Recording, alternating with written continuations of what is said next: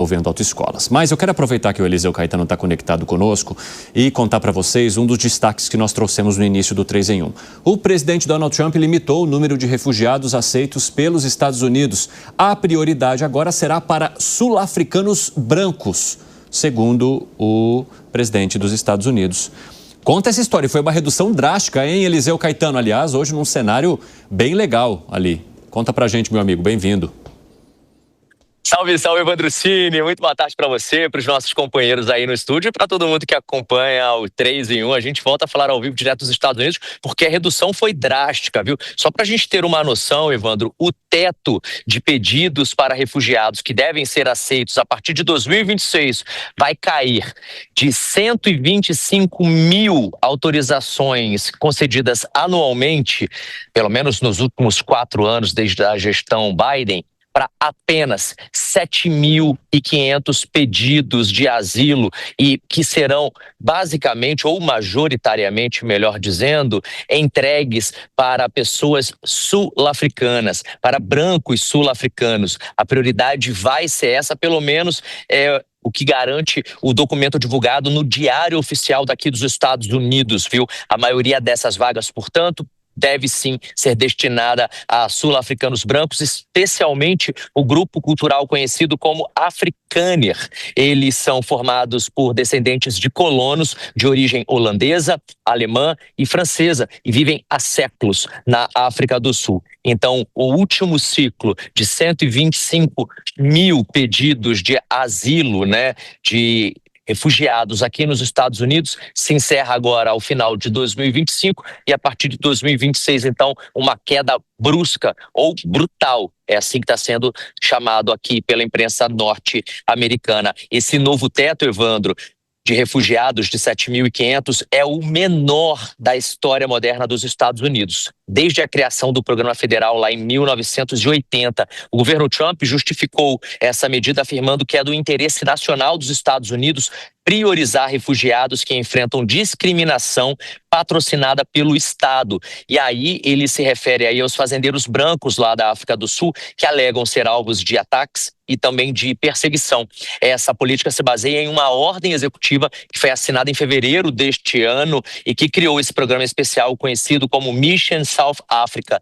Desde então, Cine, o Departamento de Estado vem organizando já aqui nos Estados Unidos diversos reassentamentos exclusivos para esse grupo, enquanto o restante do sistema de refugiados ficou praticamente congelado. E aí a gente fala refugiados de diversos outros países do mundo, inclusive do Brasil. Essa comunidade afrikaner, eles falam uma língua derivada do holandês e hoje representam o equivalente a 6% da população sul-africana.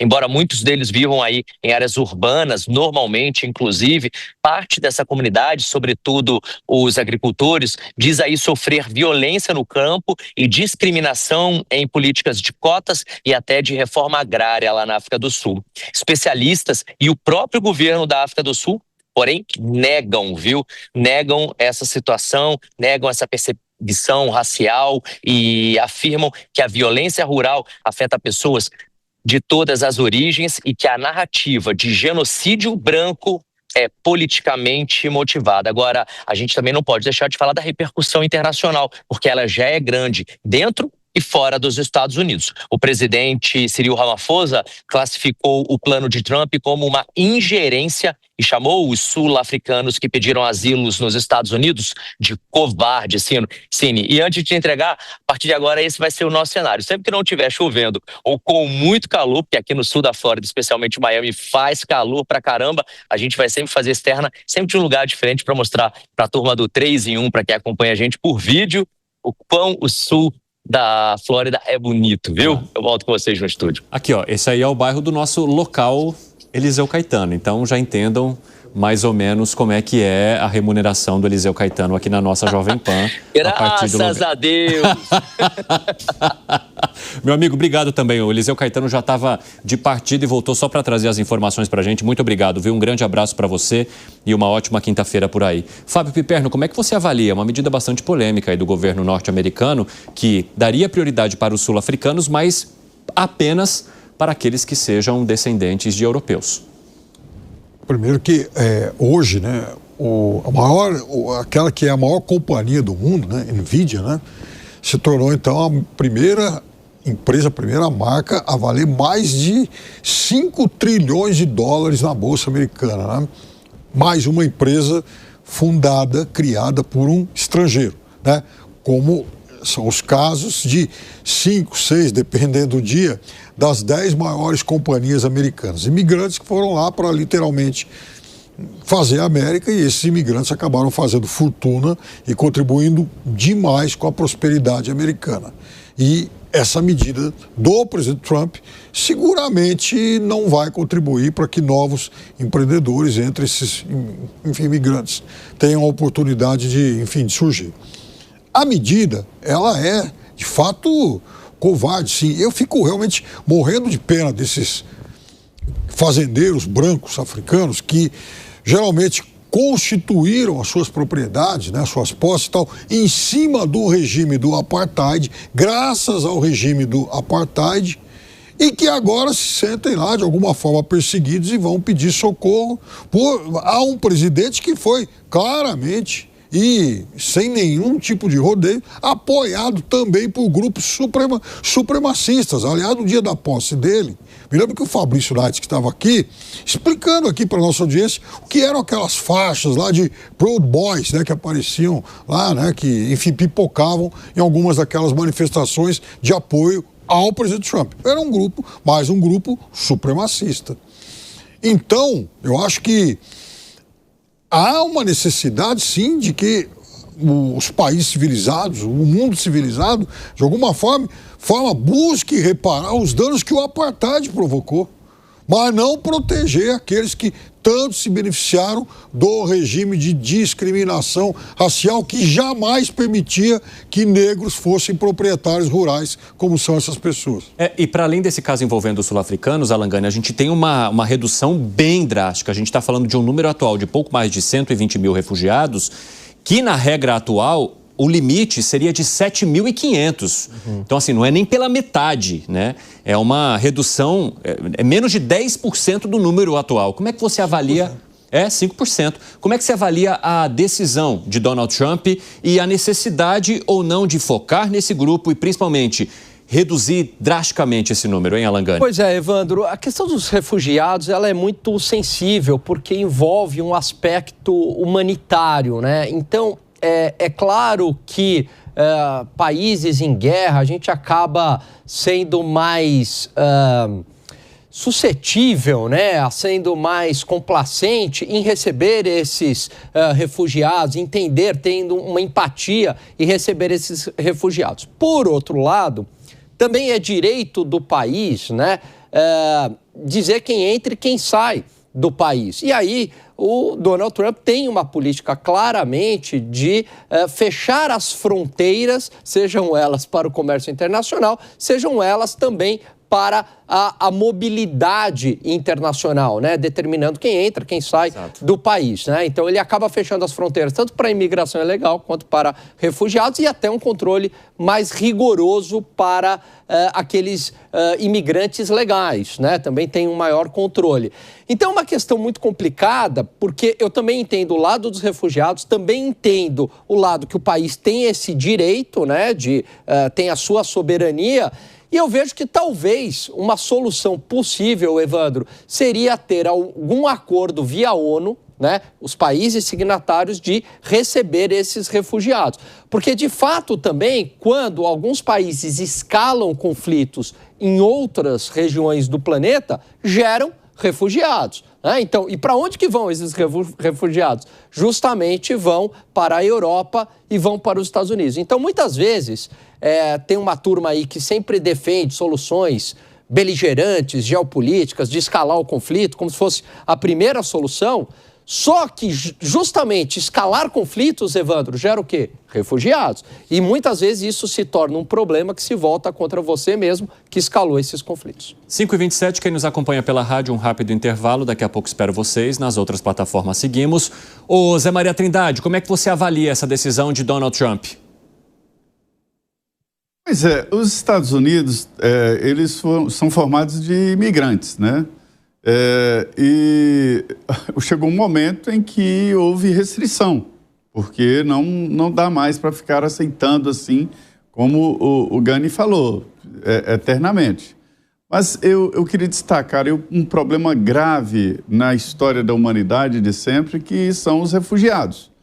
Hoje existem ali mais de 120 milhões de refugiados em todo o país. Uma parcela importante, cerca de 40 milhões destes refugiados são crianças. É impossível um país ou uma região receber todos de uma só vez. Então, a ideia é de distribuir. O Brasil, por exemplo, tem recebido muitos venezuelanos. Me dizem senadores e deputados lá da fronteira, de Roraima e tal, de que lá há uma sobrecarga. 80% dos partos lá na maternidade, por exemplo, de Pacaraima, são de venezuelanos. E mais, a qualidade dos refugiados. Há uma ação autodeclaratória, quer dizer, alguém que venha da Venezuela diz, o meu nome é tal, ganha um CPF e ninguém sabe do que aconteceu com ele na Venezuela, né? Então, nós corremos esse risco. Por que eu estou dizendo isso? É porque o Brasil tinha que aprender com os Estados Unidos para se proteger. Não pode ser tão aberto assim. É humano, faz parte, receber refugiados. É um problemão para a história da humanidade. Isso é bíblico, né? Mas também não dá para você receber refugiados assim. Então, o Donald Trump mudou um pouco ali o eixo do mundo em vários setores, inclusive nessa tese aí de refugiados, porque a gente vê historicamente nos Estados Unidos, né, recebendo refugiados de Cuba, refugiados da Venezuela e de outros países. E aí virou uma indústria de vistos norte-americanos se dizendo refugiados. Eu corro perigo porque eu sou negro, porque eu sou gay, porque eu sou não sei o quê e tal e tal. Então, eu entendo que cada país tem que olhar com muito cuidado, mas receber refugiados porque é humano você acolher pessoas que não têm exatamente para onde ir. É um problemão que as pessoas esquecem, mas está presente no dia a dia do mundo inteiro e que ninguém presta muita atenção. Eu vou repetir, mais de 140 milhões de refugiados em todo o mundo. Ô Bruno Musa, uma questão que me aparece aqui será que é mais uma decisão de Donald Trump que pode ser judicializada, que pode acabar caindo também na Suprema Corte norte-americana? Olha, vamos lá, eu sinceramente não sei como é que manda a Constituição americana com relação a isso. Fica muito claro que pelo número de casos que a Suprema Corte americana julga por ano, por volta de 70, 80 casos, aposto que no Brasil, só para ter um contexto comparativo, aqui no Brasil está na casa dos 100 mil casos, lá 70, 80 casos, não 70, 80 mil. Então é bem provável que isso, se não for uma causa deles, eles acabem jogando para outras instâncias, se é que isso passe a ser judicializado. Mas, de fato, eu acho que, pegando um pouco de cada um aqui, claramente é um tema muito delicado. Estamos falando de vidas humanas que sofrem por conta, normalmente, de regimes autoritários que acabam colocando as pessoas na pobreza em países historicamente dominados pelo autoritarismo, pela centralização e etc. Então, é muito complicado isso, porque você tem, obviamente, o lado humanitário de não largar essas pessoas que estão sofrendo com relação a isso. Por outro lado, imagina também um país que, desde a sua história, pregou uma ideia de mais liberdade, de respeito à propriedade, de uma democracia mais forte, mais vibrante, das pessoas participarem, terem mais respeito às liberdades individuais, pessoas poderem empreender com o Estado menos presente. Historicamente, eu estou falando, tá? Não de agora. Historicamente, nos Estados Unidos, maiores liberdades para absolutamente tudo. E aí ele começa a receber uma enxurrada do mundo inteiro e começa a sofrer problemas como de violência, aumento de gastos públicos no sistema de saúde, aumento de gastos no sistema de ensino.